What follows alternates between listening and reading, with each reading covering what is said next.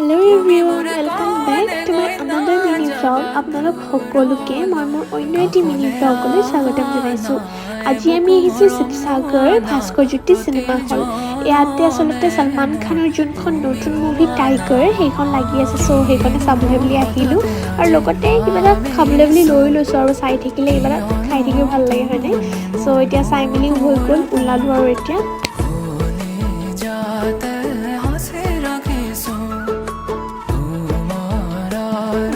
আবেলি সময়ত অলপমান ওলাই আহিবলৈ পালে কাৰ ভাল লাগে মানে কওকচোন। মোৰ যে খুব ভাল লাগে।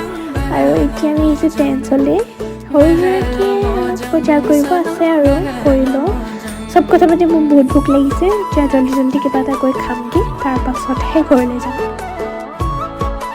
খাই মেলি হৈ গ'ল, এতিয়া যাওঁ আৰু ঘৰলৈ। ঠাণ্ডা পৰিছে কিন্তু সেইটো কাৰণে চুৱেটাৰটো পিন্ধিয়ে ল'লোঁ। চৰ্দি তৰ্দি হ'লে হ'ল আৰু। পিছে আপোনালোকৰ মাজলৈ অতি সোনকালে এটা লং জাৰ্ণি